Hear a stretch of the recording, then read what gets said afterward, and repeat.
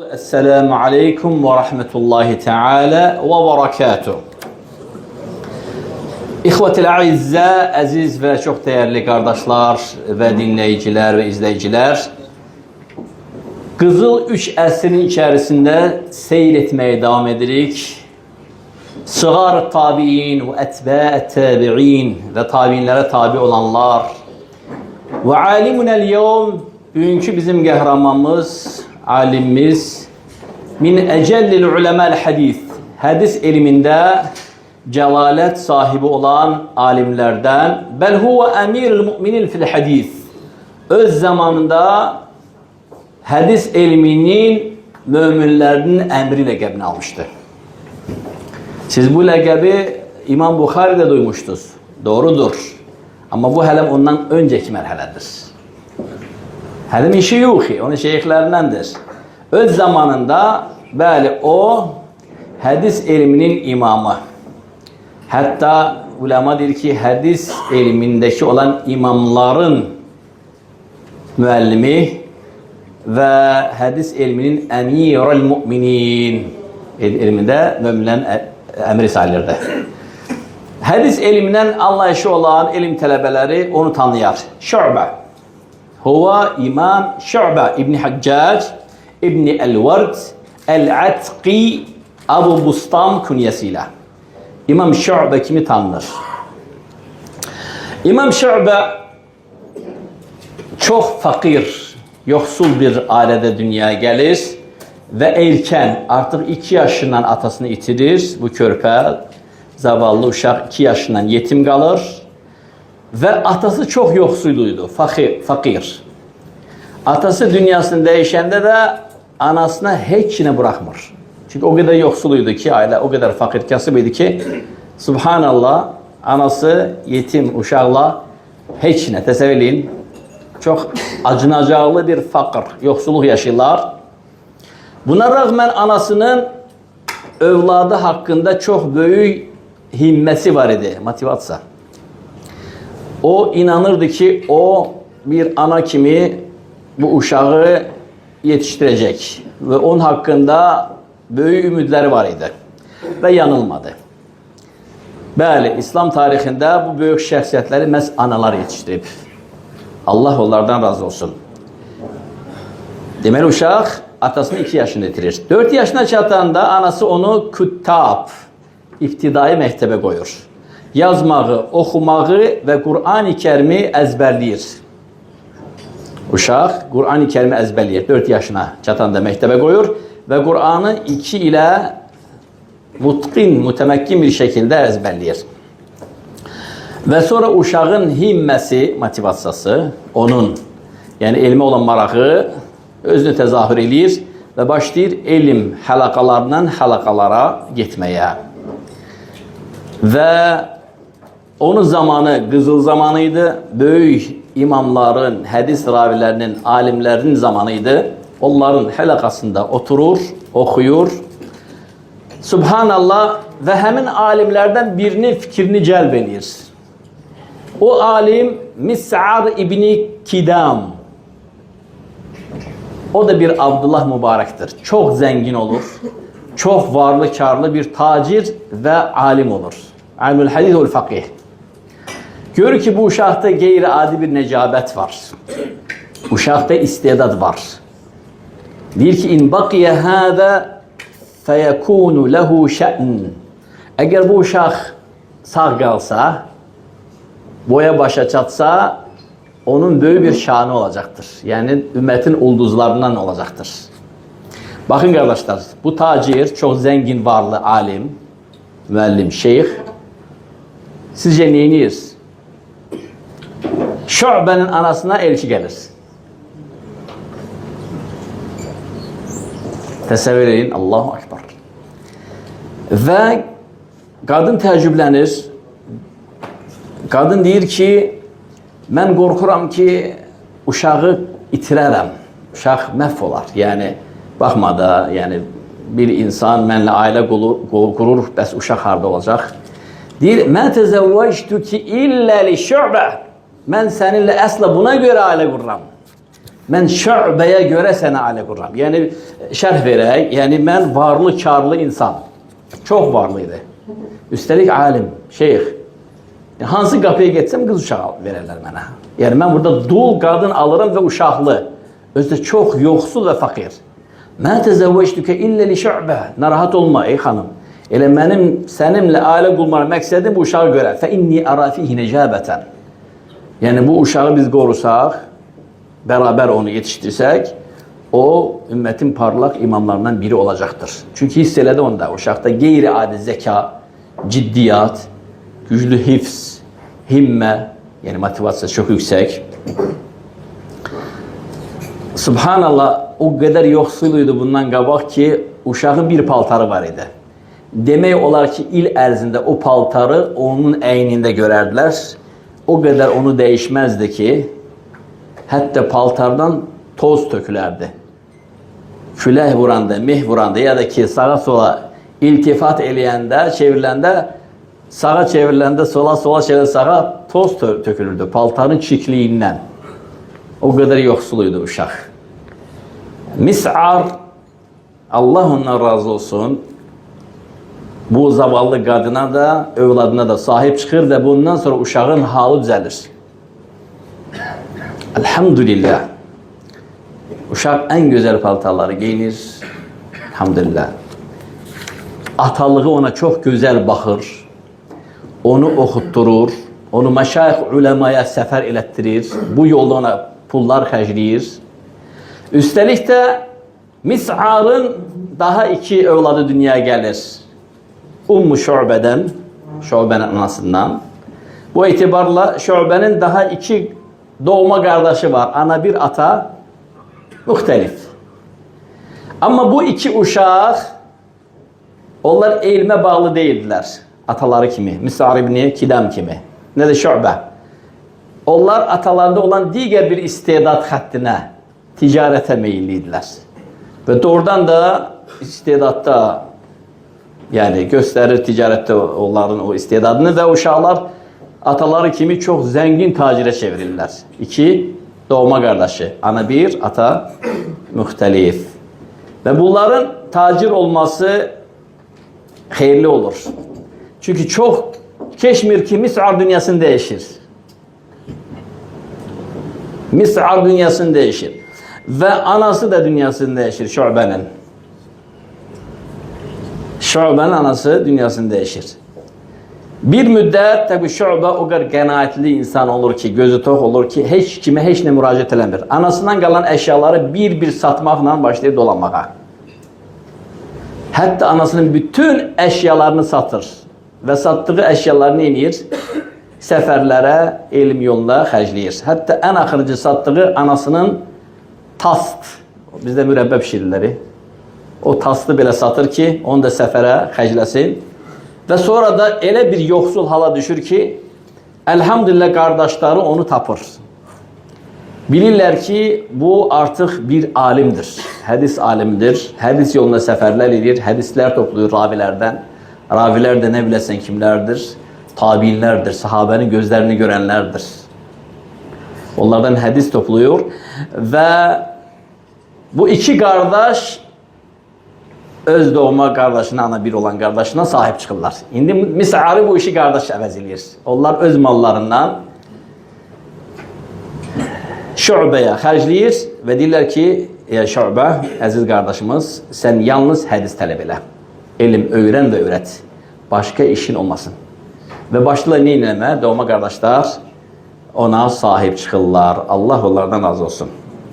Nə gözəl.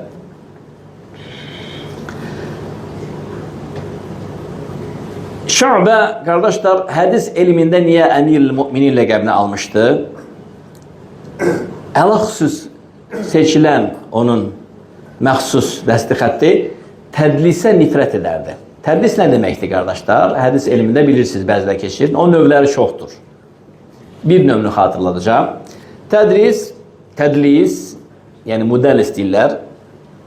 Misal üçün, bir alim, bir şeyxdən, yəni alim burada şagird qəsd olunur, bir alim şeyxindən hədis rivayət edir. Və təbii ki, onun da dərsdən qiyab elədiyi günlər olur. Xəstəlik səbəbilə, səfər səbəbilə. Qiyab elən gündə o tabiindən birbaşa rivayət edə bilmir axı şeyxindən. Ortaya şagird girir. Qiyab elədiyi günlərdəki hədisləri tələbə yoldaşlarından toplayır. Amma o şərəf var, tabiindən birbaşa rivayət eləmək. Uluv sənəd Rasulullah sallallahu aleyhi ve sellem'e daha yaxın olan isnad, qaynaq. O qaynaq şərəfini itirməməkdən ötürü ortada olan ravi var, tələbə dostu. Onun adını neyir? Zikr eləmir. Əslində deməlidir ki, həddəsənə Mə'mər, şagird. An, misal üçün, Səid ibn Cübeyr. Amma şagirdin adını zikr eləmir. Bu cürə tədlisdə onlar neynirlər? Yalancı olmamaqdan ötürü demirlər, əxbarana, mənə xəbər verdi. Çünki yalancı. Demirlər, həddəsənə, mənə hədisi rivayət elədi. Deyirlər ki, məsələn, həddəsənə ravinin adını gətirir. Ortadakı şagirdə çatanda deyir ki, ən birbaşa şeyxin adını gətirir. Şeyxdən. Ortada neyir? Şagird, vasitəsi olan şagirdin adını tədlis eləyir. Niyə görə? Lihifaz uluvul isnad. Sənədin uluv mərtəbəsini, yəni Rasulullah sallallahu aleyhi ve sellem'e daha yaxın olmasını qorumaqdan ötürü. Təbii ki, bu da hilədir və gözlə görsənməyən yalan növlərindən biridir.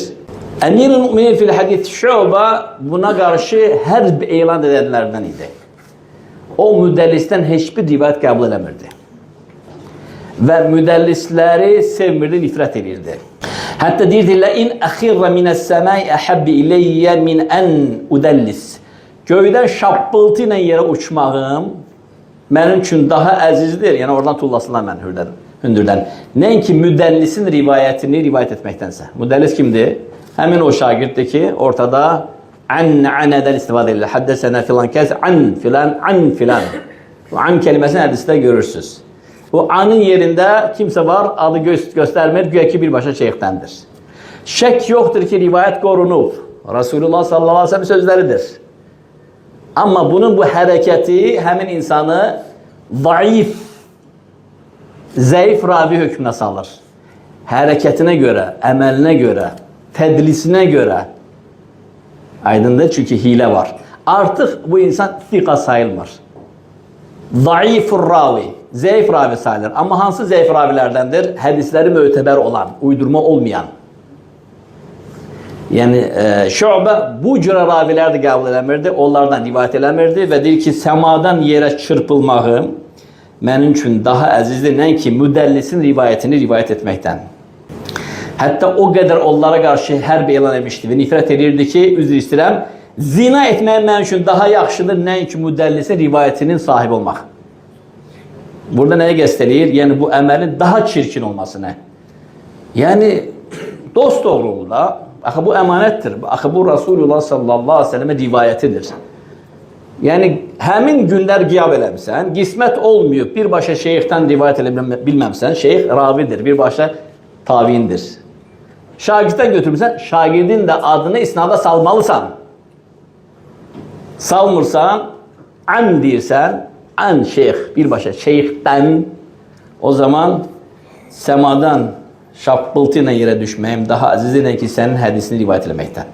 Bu da onu nəyə göstərir? Bu insan, yəni dinin qeyrətini çəkən və onu qoruyub bizə çatıranlardandır.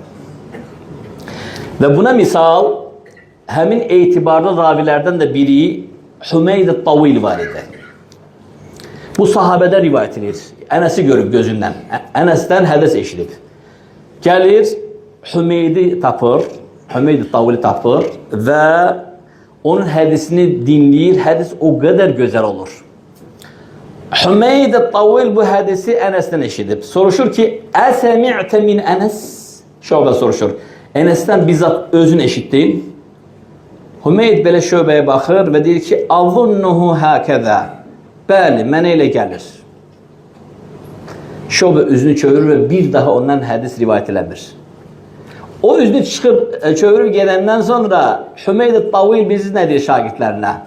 And olsun, o Allaha ki ondan başqa ibadət haqqında layıqlanan hiçbir məbud yoxdur. Bunu Ənəsdən nəinki 1, nə də 3, nə də 4, ən azı 10 dəfə bizzat qulağımdan eşitmişəm. O məni belə sıxandı, mən də ona minnət elədim. Sıxdım ki, məndən götürməsin. Yəni, onlar hədisdə qısqanc idilər. Yəni, sən hədisdə imamsan, hüccətsən, hədisin qeyrətini çəkirsən, məndə də ondandır. Mən birbaşa səvahədən görmüşəm, yəni, rivayət eləmişəm. Yəni, bu nəyi göstərir? Yəni, hədisin qorunması, necə bizdə çatmasını göstərir. Deməli, qardaşları nə edirlər bunun? Anadan bir olan qardaşları ticarətə gedirlər. Şuabe özü savvam, çox oruç tutan idi. Hətta qilə samə dəhran, hətta onun haqqında rivayət olunur ki, bütün ili oruç tutmuşdu. Fasiləsiz. Təbii ki, qardaşlar, bu bizim üçün hüccət deyil. Amma bu insanın yəni götürdüğü həyat budur yəni. وَكَنَ قَوَّامًا Var qaimən leyl, var qavvam. Siğatil mübalağa. Qavvam. Nə deməkdir qavvam? Gecələri heç yatmayan. İl ərzində gecələri heç yatmayan. Var qaimən leyl, gecəyə qalxan. Var qavvam. Var saim, var savvam. Siğatil mübalağa. İndi baxın bunun ibadətinə, Şuabənin ibadətinə. Deyir, oruç tutmaqdan, fasiləsiz oruç tutmaqdan bir dəri bir sümük idi. O qədər araq idi. Ne edirdi? Hamı gedər, mescidin kəndilləri sönər, mescid olar zülmət qaranlıq, bütün gecəni mesciddə ibadət eləyər, tək. Sonra sahura bizim təbirlə doğrusu deməyimiz doğrususa 1 saat belə təqribən götürək qalmış. Bir mini vardı onun, uzun qulaq. Minərdi ona, gedərdi evə sahur eləyib, təzdən sübh namazına, əzana qabaq çatardı. Evi də mesciddən çox uzaq idi. Ona görə mütləq mini ilə gedərdi. Şuabənin halına bax, onun anadan bir olan qardaşların halına bax. Onun anadan bir olan qardaşları çox varlı idi. Varlı idi o. Qızıllar, dinar, dirham, böyük tacirlərdi. Onların ticarətləri üfüqlərə gedirdi, qafilələrlə. Şuabənin isə əmlaki hamısı, bizim dilə desək, vardatı hamısı 10 dirhama çatmazdı. Təsəvvür edin, 10 gümüş monetə çatmazdı. Bir həsiri var idi, nəinki üzərində yatırdı və yiyəcək, içəcək istifadəsi üçün məhdud qablar var idi. Qab, məsələn, boş qab və su içmək üçün və su tuluğu. Yəni, bunun olan qalanı budur. Özünü elmə həsr etmişdi. Və hədis elmində, qardaşlar, o zaman, misal üçün, insanlar necədir? Yəni, bir xatib bir xütbəni ola bilsin ki, bir həftəyə hazırlayardı. Sonra o xütbəni neyərdi? Əzbərləyərdi. Sonra dəfələrlə özünə onu təmtəmə eləyərdi. Sonra çıxıb onu bəlağət ilə, fəsahətlə, möhkəm bir səslə, minbərdə ya kağızlı, ya kağızsız danışardı və insanlar neyərdi? Kövrəldib, təsirləndirərdi. Düzdürmü? Xatib. Faqih neyərdi? Faqih bir məsələni ola bilsin ki, bir aya araşdırardı və ondan böyük nəticələr elərdi. İstinbatlar, əhkamlar və o ilə da onun ulduzu parıldayardı. Amma hədis elmdə belə deyil. Mühəddis olmaq üçün ömrün 35-40 ilini verəndən sonra ancaq ondan, yalnız bundan sonra sən olursan mühəddis. Qalan bu 30-35-40 il müddətində o ravidən rivayət götürürsən, əzbəlirsən, o ravidən böyle səfərlər. Bu səbəblə onun öz məişət həyatı xoşbəxt olmayıb. Həyat yoldaşı onun üçün bir uşaq dünyaya gətirir. Uşağın adını Səid, xoşbəxt qoyur. Və deyir ki, Səmməytu Səidən liyus'idəni fəəşqani. Ona Səid ismini verdim, Şuabə deyir. Məni xoşbəxt eləsin, məni bədbəxt elədi. Səbəb də nə olur? Uşaq atasını görmür. Atası hədis ravisi, hədis səfərində. Hədis topluyor. Uşaq sanki atasız böyüyor. Anası da uşağa yani vaxt ayıra bilmir. Onun belə, çünki uşağın ehtiyacı var. Atası sağ olanda uşağı istəyir atasının yanında olsun. Anası uşağını neyir? İtirir. Hansı cəhətdən? Mənəvi cəhətdən. Uşaq olur avara. Özü də pis avaradan. Gecələri yatmayan, cəmaata hücum eləyən, davakar bir avara olur. Hətta elə olurdu ki, bu böyük imam elmə, tədrisə qaydanda məsciddə dərs verirdi. Yüzlərlə, minlərlə şagird dərs dinləyən yerdə birdən onun avara övladı girərdi məclisə və atasına söz qaytarar, onunla söz güləşdirər, hətta üstünə bağırar, hətta pis sözlər danışar Belki hem de meclise girende mahnı okuya girerdi. Şube'deki başını aşağı salıp ter tökerdi, utanardı ve söylemişti ki Câ'eni veledun semmeytuhu se'iden fe eşkâni. Bana bir evlat geldi. Onu Sa'id adlandırdım. Xoşbəxt eləsin məni deyə o məni bədbəxt elədi. Hətta onun məşhur bir sözü var. El-hadis bad'atu el-mefalis. Hadis, yəni elmi ilə məşğul olmaq, bundan da düşmək qadınların bədbəxt payıdır. Qadınların bədbəxt payıdır. Yəni o ildə hədisin qorunan, toplanan, sinələrdə, köksüdə əzbərlənən, bu yolda canından, malından, ailəsindən, hər şeydən olan alimə gələn qadın bədbəxt olmalıydı. Həm ərini əri kimi görmür, tapılmır əri, bütün günü dərs, tədris, səfər, həm də uşaq da atasını görmür, nəticədə yəni ailədə problemlər yaşanır. Və kənə meclis-i şubəti meclis-i ilmin və vaqar. Şubənin məclisi haqqında xəbər verək. Onun elmi çox vüqarlı, onun məclisi çox vüqarlı elm və irfan məclisi idi. Baxın, görün onun önündə kimlər otururdu? Şagirdlər. Süfyan-ı-Thəvri. Bəli. Süfyan ibn Uyeynə, onu da götürəcək biz inşallah. İmam Məlik şagirddir, qabaqda oturub. Bilirsiniz necə bir məclisdir?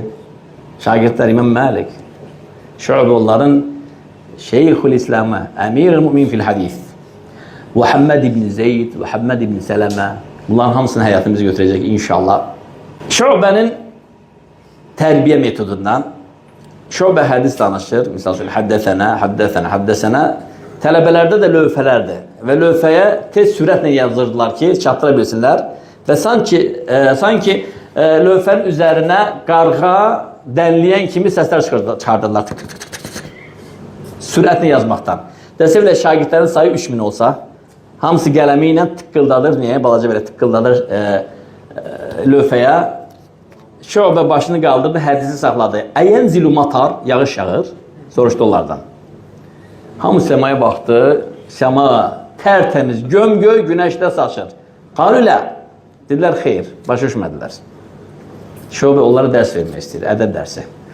Dedi, həddəsənə başladı, hədisə başladılar. Bunlar yenə nəqra deyirlər də. Yəni, toyuq dimdiyi kimi lövhələrə sürətlə taqqıldatmağa. 1000, 2000, 3000 şagird birdən taqqıldananda lövhəyə, qələmi ilə.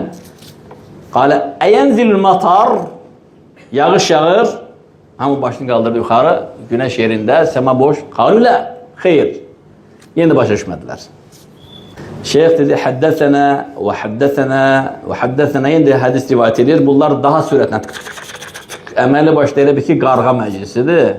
Lövhənin üzərində əməli başda səslər çıxır da. Səslərdəki 3-cü dəfə əyənzilül matar, yağış gəlib, yəni yağmur gəlir.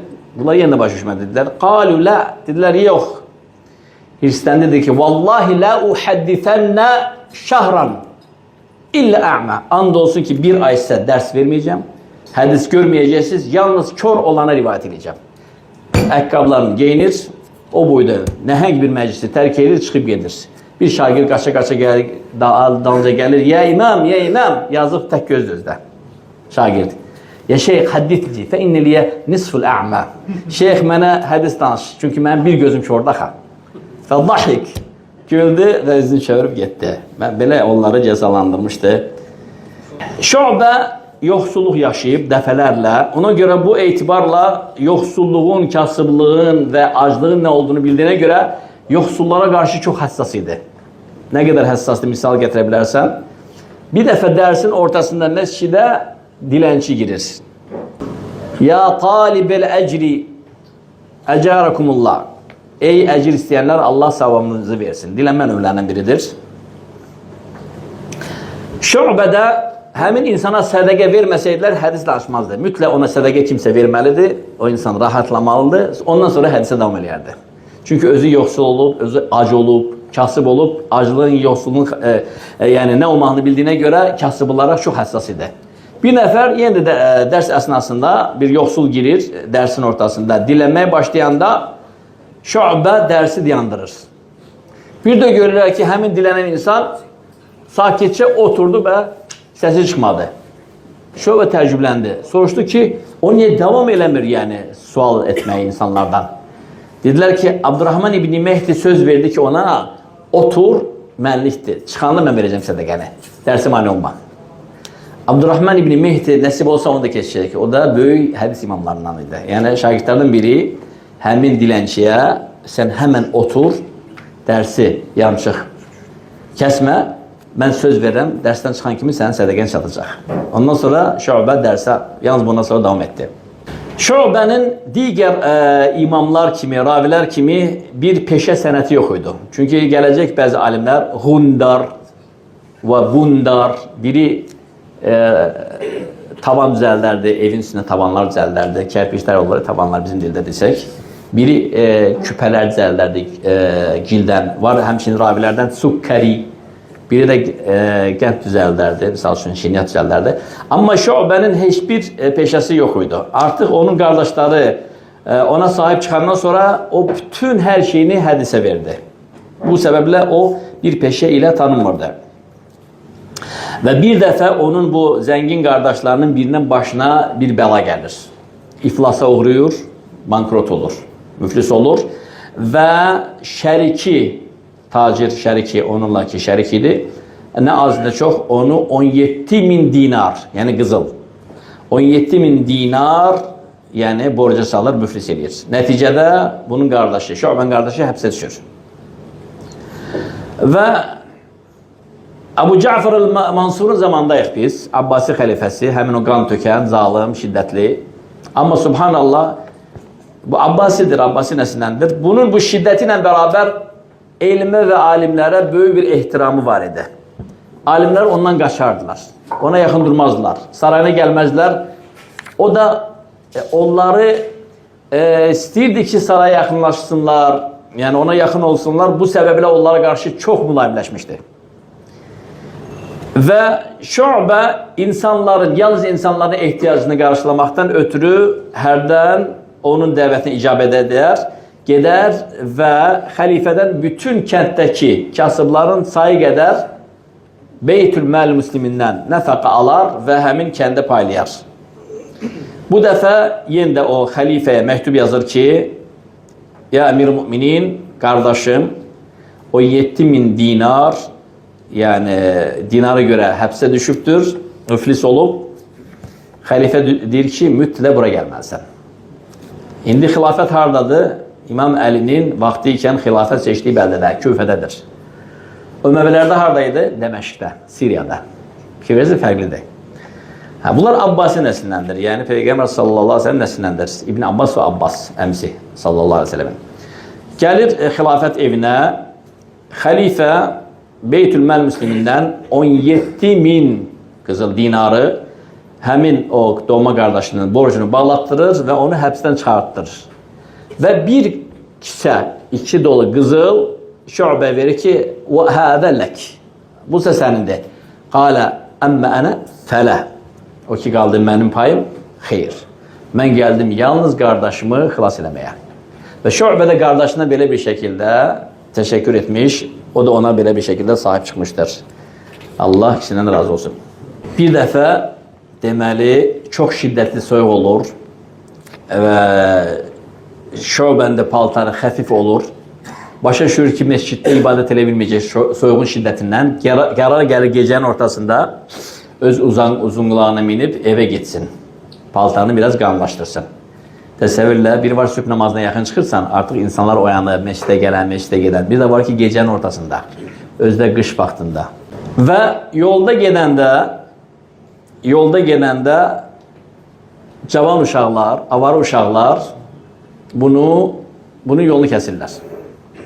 O uşaqlar arasında onların belə deyək də, avaraların başında olan biri vardı. Əl-Qə'nədi. Avara. Lotu. Yoldan keçəni döyür, çırpır, əlindəkiləri götürür, təhqir edir, ihanət edir, yola salır. Görür ki, bir insan uzun qulaqda gedir. Avaralar deyir ki, saxlayın onu. O uşaqlar Şöbəni tanıyırdılar. Saxlayırlar onu. Qə'nəbi soruşur ki, mən huva, kimdir o? Qalı Şöbə. Dedi Şöbə. Dedi Şöbə nədir? Ravul hadis. Hadis rivayet edən. Qa'nabi həmin bu patron, uşaqların başında olan. Gəlir İmam Şu'bəni uzunqulaqdan düşürdür. Düş, aşağı düş. Şu'bə düşür uzunqulaqdan. Qalə mə vəzifətuk. Sənin peşən işin nədir? Bir loto danışır iki. Qalə əl-hadis. İşim peşəm hədis. Hədis ravisiyəm. Qalə həddifni. Mənə hədis söylə. Cəmaat yalvarır, minnətlə. Sən də hədis söyləyəndin bu. Qalə həddifni. Hədis söylə. Şöbə buna baxır. Baxır görür ki bu insan hədis danışılası insan deyil də. Layiq deyil. Və susur üzünə baxır. İkinci dəfə onun gözlərinin içinə baxır. Qalə həddifni. Mənə hədis söylə. Şöbə ona baxır gözlərinin içinə və ona hədis söyləmir. Üçüncü dəfə bıçaq şöbənin boğazının altında olur. Qa'nabi bıçağı çıxardır, xirtəyinə salır. Qalə həddifni. Və illə ya hədisi söyləyəcəksən, ya xirtəyin gedəcək. Bu insan zarafat eləmirdi. Avaranı yekəsi. Təsəvvürlə bıçaq burada. Şöbə deyir ki, Qalə Şöbə, həddətəni Mansur, an Ribbi'in ibn Hiraş. Həddətəni Mansur, an Ribbi'in il-Hiraş, an Mes'udil el-Bedri, anin Nebi sallallahu aleyhi ve selleme qal, İnna mimma adraken nasu min kalamin nubuvetil ula İza lem testahyi fasna' ma şi't. Əməli başı isnadı gətirir olduğu kimi. Deyir ki, Şu'bə sənə söyləyir ki, bu hədisi Mansurdan eşitdi. Mansur da Ribbi'il Hiraş'tan, o da Mes'udil Bedri'dən, o da Allah Resulü sallallahu aleyhi ve sellem'dən belə söylədiyini çatdırdı. Bizdən önceki peygamberlerden de bize çatan bir şey var ki, bütün peygamberler bunu ümmetlerine söylemişler. Həyə etmirsənsə istədiyini elə. Və illəm təstəhi fasna' ma şi't. Bunu uşaq eşidəndə düzdür bu bıçaq deyil, amma oxdan betər idi. Sanki ürəyinin ortasına girdi, belindən çıxdı. Uşaq belə götürdü Qa'nabi həmin bu bıçağı, yerə tulladı, üzünü çövrüb getdi. Evə ağlaya-ağlaya girdi uşaq. Həmin bu avara. Və anası təhəccüdə qalxmışdı. Gözlədi anası Salih. Gözlədi anası təhəccüdən çıxanda gəldi, oturdu anasının düz yanına, onun dizlərinə, ağladı, başını qoydu onun buduna və dedi ki, ya ümmə, inni battalun və inni asdiqai battalun. Ey anaca, mən avarayam. Mənim dostlarım da mənim kimi avaradır. Səni and verirəm. Onlardan bir nəfəri bir daha mənim evimə daxil etmə. Oğlum deyir, nə oldu, sən nə baş verdi? Hadisəni danışır. Ana, o kişinin, o alimin sevgisi mənim qəlbimə girdi. Mən də onu kimi olmaq istəyirəm. Qa'nabi, quldur. Gecə quldurların patronu, başında duran, cavan oğlan. Dedi, oğlum, ziyarət elməz. Şeyxin dərs verən yeri məlumdur. Kim gözəl paltarlarını giyin, qusul al, qəşəng dəstəmaz al, əlhamdülillah, öz kürrasını götür, bizim dillə desək dəftərini, qələmini, get ondan elm al. Deyir, ana mümkün deyil, o məni tanıdı. O məni gördü. Mən onu üzünə görsənə bilmərəm. Gör, mən neynəmişim. Gör, nə biabırçılıqdır bu. Dedi, o məni heç görməməlidir. Çünki məni bir dəfə görsə, mütləq görəcək dərsdən. Nə qədər gizlənsən də dərsdə, havası görəcək də, üz-üzə çıxacaq. O məni görsə, mənim keçmişimi biləcək, mən bu, yəni həyasızlığa. Ana, mənə bir yol göstər. Uşaq günlərlə ağlayır. Özünə yer tapa bilmir. Və əlhamdülillah çarəsiz gəldi. Qonşulardan, salihlərdən məsləhət gördülər ki, sən onu başqa bir ölkəyə hicrət elətdir. Orada da Şu'bə dərəcəsində, səviyyəsində bir alim olsun. Bunun çarəsi budur. Soruşdular bilənlərdən, Şu'bə səviyyəsində başqa ölkədə alim var, Şu'bə səviyyəsində. Dedilər, bəli, İmam Malik, İbn Ənəs, İmam el-Mədinə, İmam Dərl-Hicrə. Uzaqdadır, Mədinə hara, Basra hara. Bu hadisə Basradadır, təsəvvürləyin. Basrada, İraq, Mədinə, 1000-dən çox kilometrlər məsafə. Uşaq çox sevinir, bütün hər şeyini götürür, bir dəfəlik hicrət edir, ta ki alim olmağına cəzm verir. Həmin bu uşaq, baxın, həyat necə dəyişildi, Allahu Akbar. Hətta İmam Məlikin bütün şagirdlərini tozda qoyur. Təqvada, elmdə, zuhda, əməldə, əxlaqda. Hətta İmam Malikdən soruşanda "Mə zuhdu ya imam?" Zuhd nə deməkdir? Qalə el-qa'nabi. Zuhd qa'nabidir. Və məl-vara', yəni bəs ibadət nə deməkdir? El-vara'. Allah korusun. Qalə el-qa'nabi. Və məl-xəşyətu? Qalə huvəl-qa'nabi. O dərəcəyə çatır. Və alimlərdən olur. Əcəl alim və abidlərdən olur, zahidlərdən olur. Deyir, indi artıq İmam Şöbənin yanına qayıda bilərəm. Qayıda bilərəm. Həm vətənə qayıdacaq, tarixib. Həm də İmam Şöbənin yanına qaydanda artıq çox keçib illər, ona heç kim tanımayacaq. İnsan dəyişir axı. Uşaq idi, indi artıq böyük kişidir. Böyük şeyxdir. Basraya gələndə İmam Şöbə çoxdan bastırılıb, dəfn olub, artıq çoxdan vəfat edib. Və İmam Şöbədən eşitdiyi yeganə rivayət vaxtı ikən, avara ikən onu yolda gecə vaxtı kəsdiyi, qarət etmək istədiyi zaman götürdüyü rivayətdir. Nə deyir? Qalə Şöbətu, o gecəni xatırlayır. Həddətən Mansur an Ribdiyyil Hiraş, an Məs'udil Bədri, anin Nəbiyyə sallallahu aleyhi ve sellemə qal, və bu hədis onun qulağındaydı. Bu hədis digər alimlərdə, rivayətlərdə var. Amma Şöbədən yeganə rivayət etdiyi rivayət budur. O da avaralıq zamanında rivayət edilib bu rivayəti. İnne mimmə ədrəkən nasu min kələmin nübuvvətil ulə İzə ləm təstəhi fəsna' mə şi'tə. Yəni, həqiqətən insanlar, yəni peyğəmbərlərdən varis götürdüyü bir söz vardır. Bütün peyğəmbərlər yəni bunu öz ümmətlərinə təlqin etmişlər. Əgər həya etmirsənsə, istədiyini et. Yəni bu onun ondan Şöbədən eşitdiyi yeganə rivayətidir. Allahu Akbar.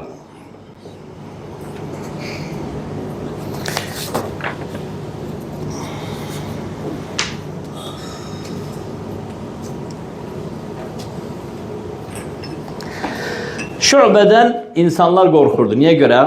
Şöbə Subhanallah cəlaləti imaməti ilə elə bir məqama çatmışdı ki, Əbu Cəfər Mansur demişdi ki, Şöbə, sənin əmrinə müntəzənəm. Xəlifə buna müntəzəmdir. Kimi əmr etsən onu həbs edəcəm. Harada zındıq görsən, harada uyduran hədis görsən, harada yalancı görsən, əmr et onu içəri salacağım. Buna görə Şöbədən qorxurdular. Şöbə bu səbəblə xəlifənin yanına iki səbəblə gedərdi. Bir, bu məsələyə görə və bunun sayəsində, bu şiddət sayəsində o dövrdə hədislər qorundu.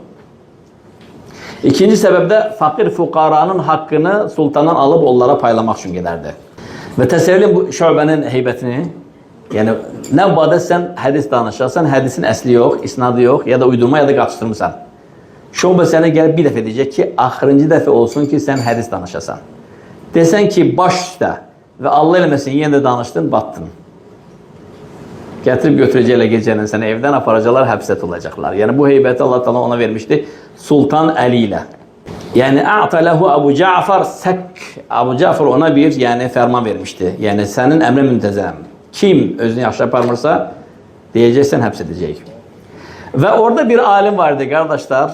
Zahid, xatib idi, amma hədisdə zəif idi. Qaçışdırırdı, rivayəti qaçışdırırdı. Adı Əbən İbni Əbi Ayyaş. Qardaşlar, hədis elmi asan deyil. Yəni, hədisi nöqsansız əzbələyəcəksən. Nə bir kəlmə artıracaqsan, nə əksildəcəksən, nə də bir hərəkə, nə də bir şəkil. Üstəlik onu qoruyacaqsan, təkrarlayacaqsan, üstəlik onun ravilərini də əzbələyəcəksən. Biz o alimləri gördük, Şeyx Abdülmuhsin Abbadı gördük. Şeyx Abdülmuhsin Abbada soruşanda ki, Əbən İbni Ayyaş kimdir? Onun doğum tarixini, ölüm tarixini, həyatını və həyat və yaradıcılığını və halını və hifsini də deyirdi. Yəni, yarı yaramır, zəifdir, uydurmadır. Və sonra deyir ki, hədis zəifdir bu insanın ravi olduğuna görə içində. Bu hədis alimlər belədir.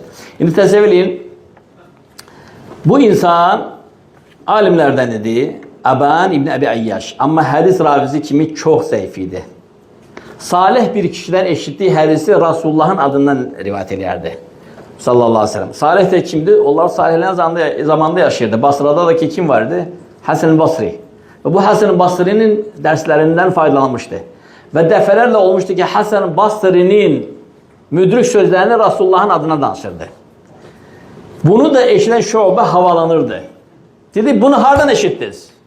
İmamda hədisdə. Deyirdilər ki, Əbən İbni Ayyaş. Hava eşitdiniz, deyir bu günləri.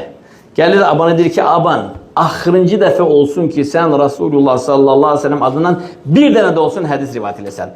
Vallahi innəkə lə təkzibu alə Rasulillah. Çünki sən Rasulullahın adına yalan danışırsan. Həsən-ül Basri'nin öz müdrik sözünü Rasulullah'a nisbət edirsən. Həsən-ül Basri'nin sözüdür, bildik, müdrik sözdür. Gözəldir, amma hədis deyil axı bu. Dedi, əpşir, baş üstə. Bir də rivayət eləməyəcəm. Vallahi, ya əbən, bir də Rasulullah sallallahu aleyhi ve sellem adından hədis danışsan, bütün hədis danışmağa qadan eləmişdir. Heç bir hədis danışmayacaqsan. Mən səni ifşa eləyəcəm. Təsəvvür Aman da abid, zahid, savvam qavvam və xatib, İmam Xatib. Hətta insanlar tərəfindən sevilirdi, hətta bəzi alimlər onu sevirdi. İxlaslı kişiydi. O min əhl-i sünnədəndir, bidat əhli deyildi. Sadəcə olaraq, hər kəs hədis alimi, hədis ravisi, hədis imam deyil axı, qaçışdırır bu insan. Bizdə bəzi qardaşlar, axı, bax gör bu ayət yoxsa hədis, həmin söhbət. Axı, bir dənə sən şey danışım, bax gör bu ayət hədisdir, nə ayət nə hədisdir. Bax, həmin şeylər, həmin ravilərdən var, da söyleyeyim. Günlərin bir günü Şu'bə hədis eşidir bir nəfərdən, tutur onun yaxasına, bu hədisi kimdən eşitdin? Deyir, Əbəndən, İbn Əbəyyaş, Havaq eşitdin, deyir günləri. Gəlir Əban yanına, deyir ki, ya Əbən, inni lə həddərtuk, mən səni təhzir eləmişdim, səndən əhd peyman götürmüşdüm ki, bir daha Rasulullah sallallahu aleyhi ve sellem adından heç bir hədis danışmayacaqsan, fə innəkə lə təkdibu alə Rasulullah, çünki sən Rasulullahın adına yalan danışsan, deyir, bir daha təkrarlanmayacaq imam. Bir dəfə şans verir. Sonra bir məclisdə yenə də bir dənə çevrilmiş hədis eşidir. Tutur yaxasından. Hardan eşitdin? Deyir, Əban, İbn Əyyaş. Havaq, günləri. Qalxır məsciddə, Şu'bə deyir ki, ya eyyuhənnəs, فإن أبان بن عياش يكذب على رسول الله sallallahu aleyhi ve sellem. Ey insanlar, Əban ibn Ayyaş Rasulullah sallallahu aleyhi ve sellem'in adından yalan söylüyor. Üzr istəyirəm.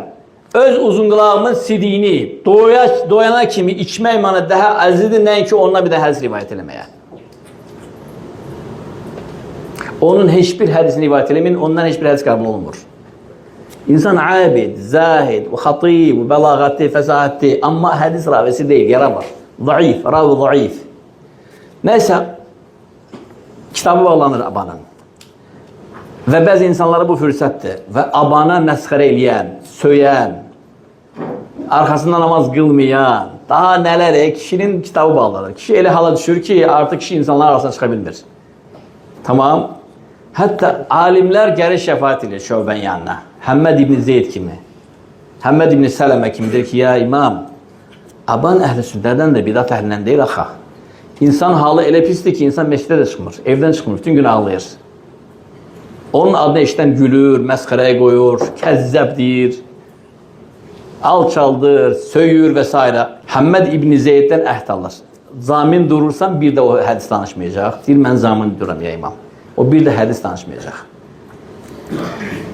Nəysə, gündən bir gün Şu'bə rahimehullah cənazədə olur və orada bir nəfər hədis söylüyor.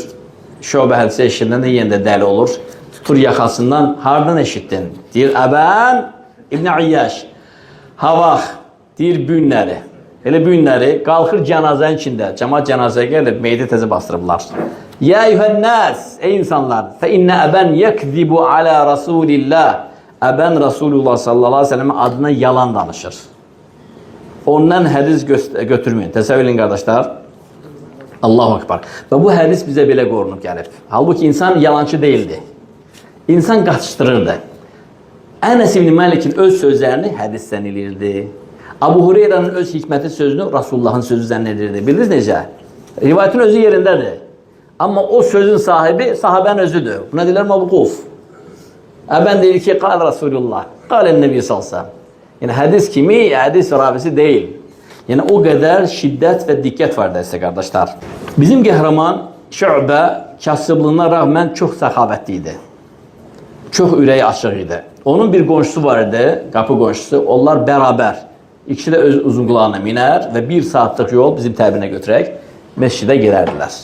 Bir dəfə İmam Şu'bə məscidə gəlir və qonşusunu yanında görmür, safın içində. Gəlir, qapısını döyür namazdan sonra. Ay kişi, haradasın, namazda yoxsan? Aynı bizim kimi elə, maşallah. Namaza gəlməyəndə soruşuruq. Sən gelib WhatsApp'da, qardaş namazda yox idin. Gəlir evə, qonşunun qapısını döyür ki, ay kişi, namazda yox uydun. Deyir, eşeğim ölüb. Mətə himari. Minim ölüb də, məsafət uzun da xa. Bunlar da artıq yaşlı adamlardır. Məsafə əməli uzun. Bəlkə 4, 5, 6, 7 kilometr məsafədir. Deyir, eybi yox. Mən öz minimi sənə verirəm. Bəs deyir, sən nə tərə gedəcəksən? Mən də daha 1 saat erkən çıxaram. Şeyx fikirləşir ki, bu namazdan qalmasın. O qədər səxavətli olur ki, ürəyi açıq. Öz uzunqulağını verir qonşusuna. Özü daha 1 saat erkən çıxır. Təsəvvürlə, bizim təbirlə götürsək, adam 1 saat yol gedir. Daha əlavə çıxır, təsəvvürləyin. Gəlib ora çatsın deyə. Şöbə də o qədər məşhur parlaq bir ulduz idi ki, üzr istəyirəm, onun uzunqulağı da parlaq ulduz idi. Yəni, onun uzunqulağını görəndə deyirlər ki, Şöbənin eşeği bu insanda nə gəzir? Bu insanda cahil abiddir. Hamı deyir ki, bəli, Şöbənin eşeğidir. Səhv alınmadınız, düz alır.